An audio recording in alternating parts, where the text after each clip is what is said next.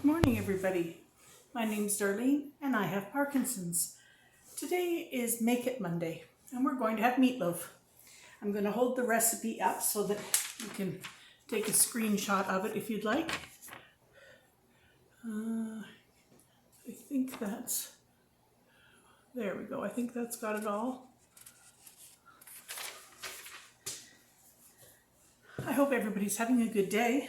It's going to be a lovely day here. All right, in this bowl, I'm going to do a large meatloaf. So in this bowl, I have 2 pounds of a beef pork blend. You can use any kind of ground meat you want, but the beef pork blend is one that I quite like. So do that. Then this is bran buds. It's a cereal. I use this instead of breadcrumbs because when it is mixed in with the meat, it actually just looks like the meat. Nobody knows that they're eating fiber. So it's a way of sneaking in extra fiber. So that's 1 cup of bran buds. Then I've got, over here, I've got a tablespoon of garlic and 2 tablespoons of dehydrated onion. This is dehydrated onion. The one on the bottom here is garlic powder.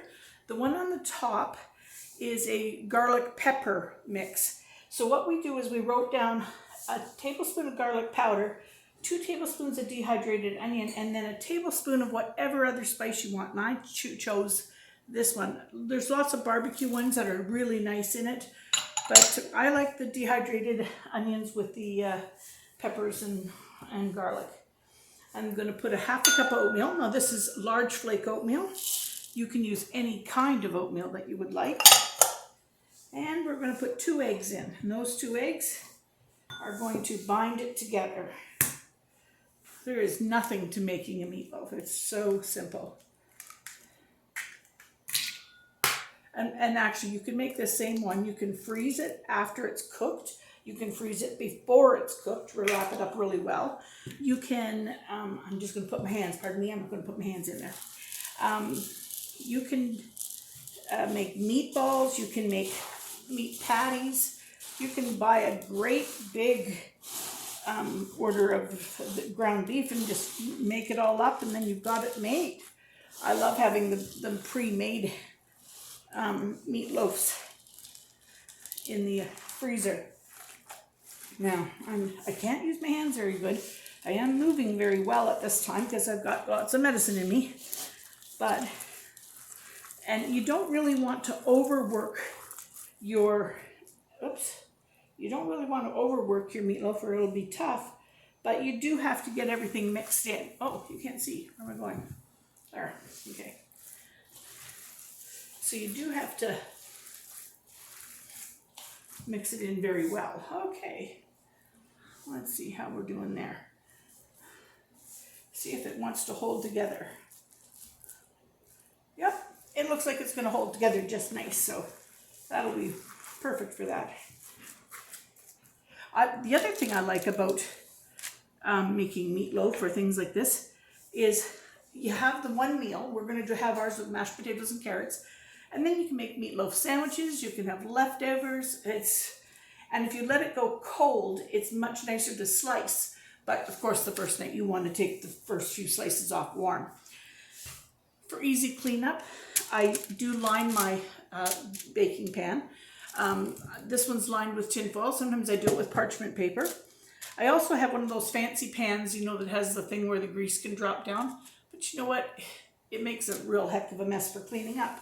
So I just as soon do it this way. So I'm going to just, I'm making a mess. I'm making a mess. What's new? Everything I do, I make a mess. Okay, I'll clean that up after.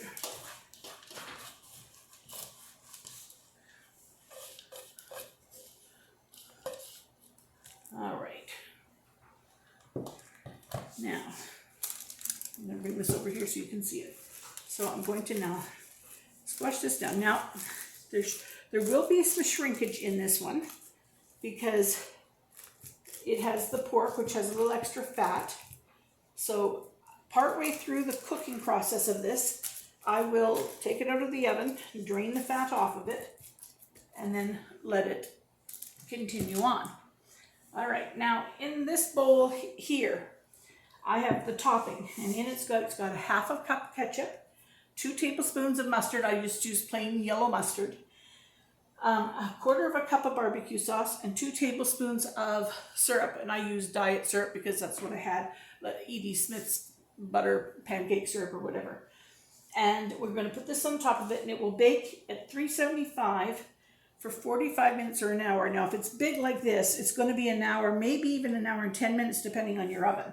So just make sure it's cooked before you take it out. Now, this looks like a lot of topping, but this is what really does make it taste great.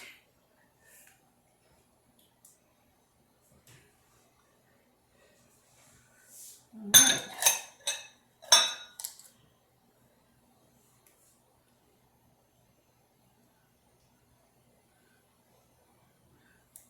There we go. Now I'm going to just take this over and pop it in the oven. I'll be right back because I want to tell you all a story. I'm going to wash my hands too, so you'll hear the water running.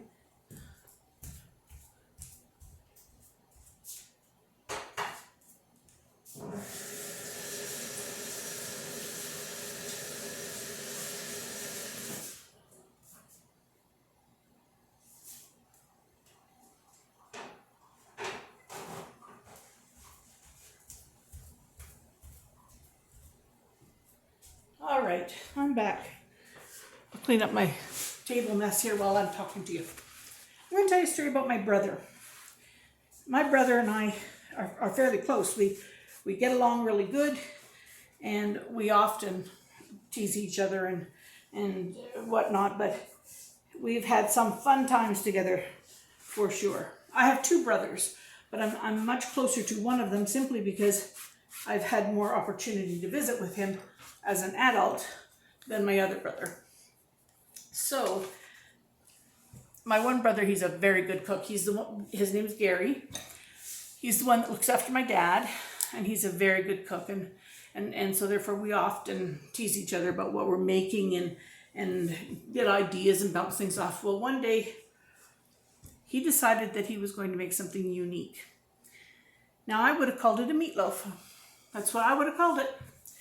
But he said, no, this is not an ordinary meatloaf. He said, you wait and see. He said, we're going to have a surf and turf. I said, surf and turf. Okay, let's see what the surf and turf is. Well, he cooked and he cooked and he cooked and he got it all onto the pan. He mixed and sorted and got it all onto the pan and popped it in the oven. And it wasn't until it came out of the oven that I realized what he had done. He had made that meatloaf into the shape of a great big fish. And he says, we're going to have, it was a Friday. He says, I guess we're having fish Fridays. He says, we'll have beef trout. Beef trout. Well, every once in a while I say to him, geez, that was a good beef trout we had that night, wasn't it? Anyway, I'm going to put you on pause for just a minute. When my meatloaf's finished from the oven, I'll bring it out and show it to you. Are we there? Good, we're there. All right. Now, I kept a little bit of this onto the plates already, but this is what the rest of it was. I sliced it all up and just put it in a different pan for serving. This is just a small little pan, but I will have plenty for today, tomorrow. I might even have enough just to freeze a couple of slices so later on we can have it. And like I said, we're going to serve this with mashed potatoes and carrots, and it's going to be delicious. And next week, we're going to go with impossible chicken pie, and I'm looking forward to it. Have a good day, everybody. See y'all tomorrow.